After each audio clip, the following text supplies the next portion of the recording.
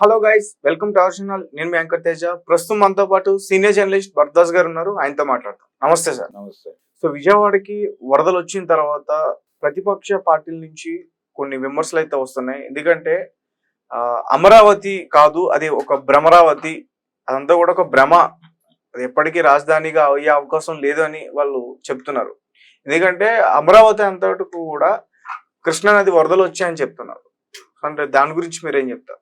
నదికి వరద వస్తాయి అంటే యాక్చువల్ గా ప్రకాశం బ్యారేజ్ స్టోరేజ్ అది విటిపిఎస్ మునిగింది.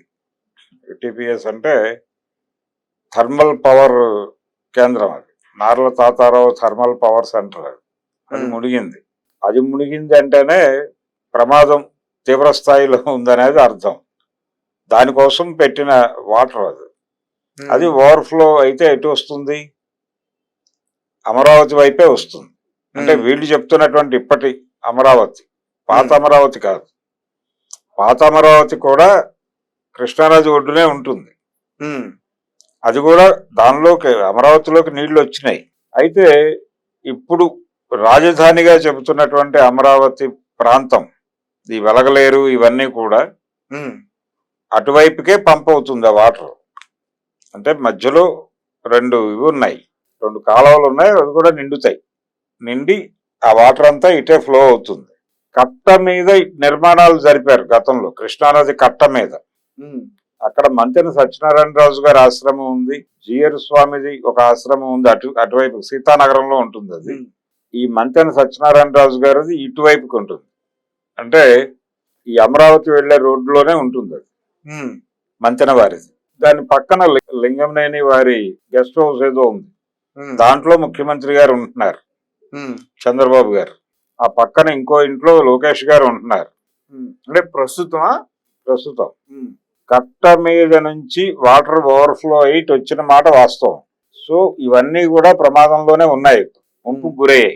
అసలు ఆ ఏరియాలో గతంలో 3 పంటలు పండేవి.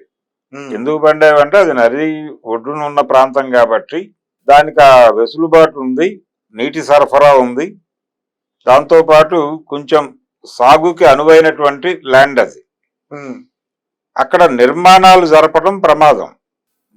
చాలా కాలంగా అక్కడ సాగే నడుస్తోంది, వ్యవసాయ భూములు అవన్నీ. ఆ భూముల్లో నిర్మాణాలు జరిపితే అవి ఏ మేరకు సస్టైన్ అవుతాయి అనేది ఒక డౌట్. దాంతోపాటు అది నదికి పక్కనే ఉండటం. నదికి పక్కన ఉండటం అంటే ఇప్పుడు విజయవాడకు వచ్చేసరికి నది ఊళ్ళోకి వెళ్ళటానికి చాలా ఇబ్బంది ఉంది. కానీ అమరావతి స్ట్రైట్ అవే అది డౌన్లో ఉంది, నది కంటే కొంచెం పల్లంలో ఉంది అది. సో అక్కడ పొంగు వస్తే ఆటోమేటిక్గా ఇటు వస్తాయి నీళ్లు, అది కండిషన్. గతంలో కూడా అలా నీళ్లు వచ్చినటువంటి సందర్భం, మునిగిన సందర్భాలు అనేకం ఉన్నాయి అమరావతి వైపు. అమరావతి అంటే ఇప్పుడు వెలగలేరు ఇవన్నీ కలిపి అమరావతి అంటున్నారు, ఆ విలేజెస్ అన్ని కలిపి. ఒరిజినల్ అమరావతి వేరు. ఒరిజినల్ అమరావతి కూడా కృష్ణానది ఒడ్డునే ఉంటుంది. కానీ ఈ విలేజెస్ అన్ని మునిగాయి, వాటర్ వచ్చేసింది. సెక్రటేరియట్ ఈ నిర్మాణాలకు కూడా తాకిడి ఉంది. అంటే ఈ లెవెల్ వరదలు వస్తాయని ఎక్స్పెక్ట్ చేయలేదు. ఇవి అప్పుడప్పుడు వస్తాయి కాబట్టి ఇది పెద్ద సీరియస్ గా పట్టించుకోనక్కర్లేదు అనేది ఒక ఇది. రెండోది, ఈ మెకానిజం డెవలప్ అయిపోయింది, కంట్రోల్ చేయడానికి పెద్ద కష్టమేం కాదు అనేది వీళ్ళు చెప్తున్నటువంటి మాటలు. ఇప్పుడు హైవేలు ఆ నిర్మాణం కూడా అక్కడే జరుగుతోంది, కృష్ణానది పక్క నుంచి జరుగుతున్నాయి ఇవన్నీ. సో ఆ హైవే అని వీళ్ళు చెప్తున్న రోడ్డు కూడా మునిగింది మొన్న. ఇది కండిషన్ అక్కడ. అంటే సాగుకి అనువైనటువంటి భూమిని తీసుకెళ్లి మీరు ప్రభుత్వ కార్యాలయాల నిర్మాణానికి వినియోగించటం అనేది, అంటే ఒక మహానగర నిర్మాణం చేయాలనుకోవటం. అయితే జలవనరులు అందుబాటులో ఉంటాయి కదా, మహానగర నిర్మాణానికి కావలసింది నీరే కదా అనేది వాళ్ళ ఆర్గ్యుమెంట్. కానీ ఇలాంటి ప్రమాదాలు జరిగినప్పుడు ఏమిటి పరిస్థితి అని, ఒకవేళ ఆ నిర్మాణాలన్నీ జరిగిపోతే ఈ ప్రమాదాలు నివారించడం అనేది కొత్త. ఆ ప్రయత్నం మేము చేస్తాం. అక్కడ ఒక వాల్ కడతారు, కట్టేస్తే ఇక నది అటువైపుకు రాజు అనేది అభిప్రాయం. ఉమ్, అది దాటి వస్తే ఏమిటి పరిస్థితి అంటానికి ఎవరి దగ్గర సమాధానాలు లేవు. ఉమ్, ఇప్పుడు విజయవాడలో వాళ్ళు కట్టాలి అని కొన్ని దశాబ్దాల నుంచి ఉంది ఆలోచన. ఈ రోజు వరకు అవలేదు. అది కూడా గద్దె రామ్మోహన్ కృషి వలన కొంతమేరకు అయింది. ఉమ్, అది అవ్వకుండా చేయడానికి మళ్ళీ రాజకీయ పార్టీలే అడ్డుపడి కోర్టుకు వెళ్ళినాయి. ఉమ్, సో కొంత జరిగి కొంత జరక్క అలా ఉంది. మీరు అక్కడ వాల్ కట్టేసి నదిని ఆపుతాం అనేది అయ్యే పనేనా అంత ఈజీగా అనేది ఒకటి ప్రశ్న. ఉమ్, అందుకని ప్రమాదపు అంచున రాజధాని నిర్మాణం ఎందుకు అనేది అవును. అది చాలా కాలంగా ఉన్న ప్రశ్న. అమరావతి అని వీళ్ళు ఏ రోజైతే ప్రకటించారో ఆ రోజునే ఈ క్వశ్చన్ రైజ్ అయింది. చాలా మంది మాట్లాడారు ఇది ముంపు ప్రాంతం అని. ఇది ముంపు ప్రాంతంలో ఎలా రాజధాని కడతారు మీరు అని చాలా మంది ఆ రోజునే ప్రశ్నించారు. కాకపోతే ఏంటంటే జల వసతి అనేది ఒక అడ్వాంటేజ్ గా తీసుకుంటాం మేము అనేది చంద్రబాబు గారి ఆర్గ్యుమెంట్. రియల్ ఎస్టేట్ వెంచర్లు ఇవి ఉన్నాయి అక్కడ. సో ఈ వ్యాపారము ఈ వ్యవహారము అంతా నడిచిపోతుంది అనేది ఆయన ఉద్దేశం. రెండోది సాగుకి అనువైన భూమి, దాన్ని ఎందుకు మీరు నిర్మాణాలు జరిపి అక్కడ నిరుపయోగంగా మారుస్తారు? సాగుకి ఉపయోగపడని భూమి ఏదైనా చూసుకుని రాజధాని కట్టుకోవచ్చు కదా అని కొంతమంది అడ్వైజర్స్ చెప్పారు అప్పుడు. ఉమ్, అందుకోసం దొనకొండ అవి చెప్పారు, కొన్ని స్థలాలు ప్రకాశం జిల్లాలో చెప్పారు. కానీ అది దూరం అయిపోతుంది అంటే సెంటర్ అనేది ఒక అంటే విజయవాడకి ఒక అడ్వాంటేజ్ ఉంది. అది రోడ్డు జంక్షను, రైల్వే జంక్షను, అలాగే గన్నవరం ఎయిర్పోర్టు, ఈ సదుపాయాలన్నీ ఉన్నాయి దానికి. అందుకని అది కొంచెం ఈజీగా ఉంటుంది అనే ఉద్దేశంతో విజయవాడ సెంటర్గా అనుకుని అమరావతి అంటే విజయవాడ నుంచి బ్యారేజీ అవతల, కృష్ణా బ్యారేజీ అవతల ప్రాంతం అంతా కూడా మనం రాజధానిగా ఉపయోగించవచ్చు అనేది అనుకుని ఆ ప్రాంతాన్ని డిసైడ్ చేశారు వీళ్ళు. ఈ వెలగపూడి ఈ ప్రాంతాలన్నీ కూడా డిసైడ్ అయింది అలాగే. కాబట్టి ఆ నిర్మాణాలు అలా జరిపేశారు. తాత్కాలిక అనే పేరు పెట్టిన కారణం అదే. ఆయన తాత్కాలిక సెక్రటేరియట్, తాత్కాలిక హైకోర్టు, తాత్కాలిక శాసనసభ అనే కట్టారు కదా ముందు. ఆ నిర్మాణాలు జరుపుకుంటున్న టైంలో కూడా వాటర్ వచ్చింది అక్కడికి. వాటర్ వచ్చింది, విమర్శలు వచ్చినాయి, ఫైనల్ గా నిర్మాణాలు అయితే ఆగలేదు. ఇప్పుడు వాటన్నిటినీ పర్మనెంట్ నిర్మాణాలుగా మార్చే పనిలో ఉన్నాడు ఆయన.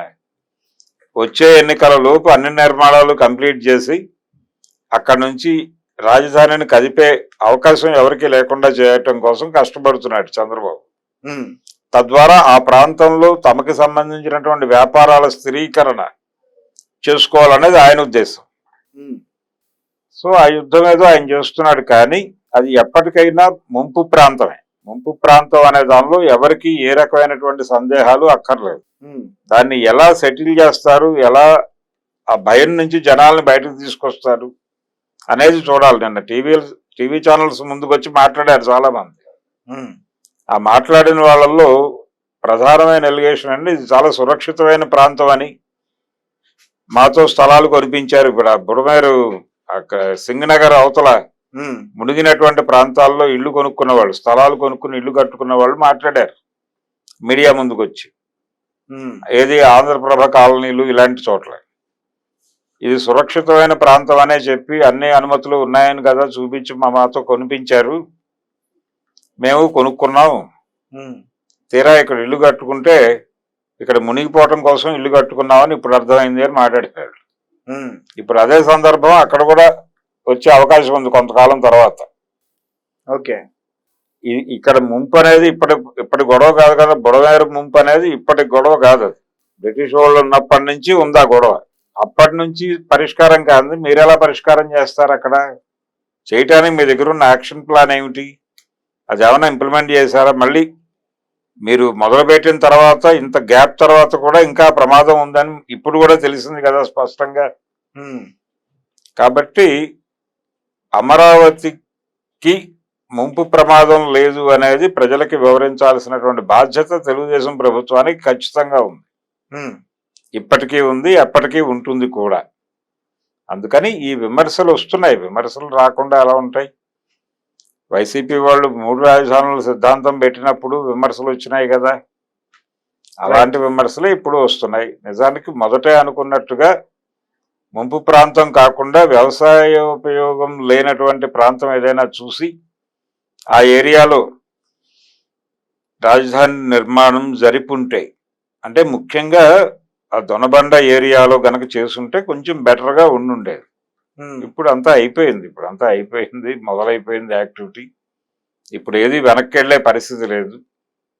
కాబట్టి అమరావతిని అమరావతిగానే అంగీకరించి ఈ ముంపు ప్రమాదం నుంచి నివారించడానికి ఏం చర్యలు తీసుకుంటారో అడిగి, అంటే పవన్ కళ్యాణ్ ఒక మాట అన్నాడు నిన్న. ఆయన ఏమంటాడంటే, ప్రతిసారి మనం భవిష్యత్తు అంటే తాత్కాలికంగా ఉపశమనం చేసామా లేదో జనాలకు అనుకుంటున్నారు తప్ప ఒక పర్మనెంట్ మెజర్స్ ఏవి ఎప్పుడు తీసుకోవట్లేదు. అది ఏదైనా ఆ దిశగా ఆలోచిస్తే బాగుంటుంది అన్నాడు ఆయన. అది నిజమే, ఆ పాయింటే వాస్తవం. అందుకని పర్మనెంట్ గా వరదల నుంచి విజయవాడని అమరావతిని కాపాడేటువంటి మెకానిజం ఏదైనా తీసుకురాగలిగితే చంద్రబాబు గారి క్రెడిబిలిటీ పెరుగుతుంది. ఆ క్రెడిబిలిటీ పెంచుకోవడానికి ఏం చేస్తాడనేది చూడాలి. Okay sir, thank you so much. Thank you.